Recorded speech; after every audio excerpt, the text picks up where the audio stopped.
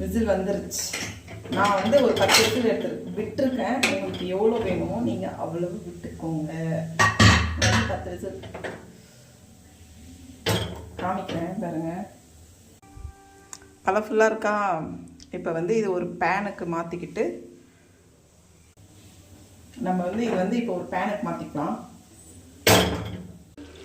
பேனில் மாற்றியாச்சு. ஆட்டு நுரையீரல் பேனில் மாற்றியாச்சு. கொஞ்சம் தண்ணி இருந்துச்சு, அது வத்திடுச்சு. இப்போ வந்து நம்ம 1/2 ஸ்பூன் மிளகுத்தூள், 1/2 ஸ்பூன் சீரகத்தூள், லெமனு, கொஞ்சோண்டு கொத்தமல்லி. ஃபஸ்ட்டே கொத்தமல்லி இலை போட்டாச்சு, இருந்தாலும் கொஞ்சம் போடுவோம். இது வந்து மட்டன் குழம்பு, இது வந்து நுரையீரல். இதுக்கு வந்து பெப்பர் தூள், ஜீரகத்தூள். இது போட்டு ரொம்ப நேரம் கொதிக்கணும்லாம் கிடையாது. கொஞ்ச நேரம் ஒரு 5 நிமிஷம் விட்டால் போதும்.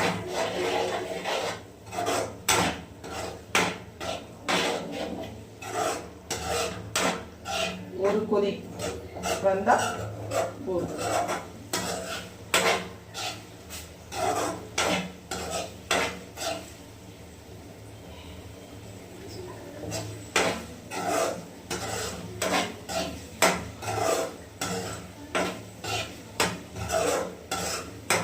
ஒரு கொதி வந்ததுக்கப்புறம் பார்ப்போம்.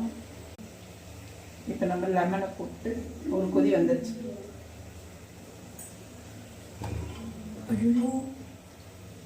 பாருங்கள், லெமன் வந்து ஒரு 10 ட்ராப்ஸ் அந்த மாதிரி. ரொம்ப பிடிப்பாயிடும், போதும்.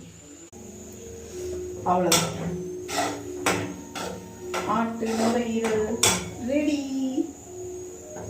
எல்லாரும் செஞ்சு சாப்பிட்டு பார்த்துட்டு சொல்லுங்கள். என் டேஸ்ட் பிடிச்சிருக்கு, நான் டேஸ்ட் பண்ணிட்டேன், அதை வந்து காமிக்கிறேன். அப்புறம் இதில் மஞ்சள் தூள் போட்டேன், அந்த கிளிப்பு கூட மிஸ் ஆகிடுச்சு. மறந்துடாமல் நீங்களும் போட்டுக்கோங்க. நீங்கள் போடலன்னு சொல்லக்கூடாது, ஓகேவா? டன். ஆட்டு நுரையீரல் டன். ஃபைனலாக மட்டன் குழம்பு, ஆட்டு நுரையீரல் ரெண்டுமே ரெடி ஆகிடுச்சு. நீங்களும் பண்ணுங்கள், செஞ்சு பார்த்துட்டு டேஸ்ட் எப்படி இருக்குன்னு மறக்காமல் சொல்லுங்கள். மட்டன் குழம்பு வந்து நான் நார்மலாக செய்கிற மாதிரி தான் செஞ்சேன். இந்த ரெசிபி வேணும்னா மறக்காமல் கேளுங்க, ஷேர் பண்ணுறேன். சேனல் அதுக்காக நீங்கள் சப்ஸ்கிரைப் பண்ணிவிட்டு அந்த ஆல் சிம்பிளும் ப்ரெஸ் பண்ணணும், ஓகேவா? பாய், நாளைக்கு பார்க்கலாம்.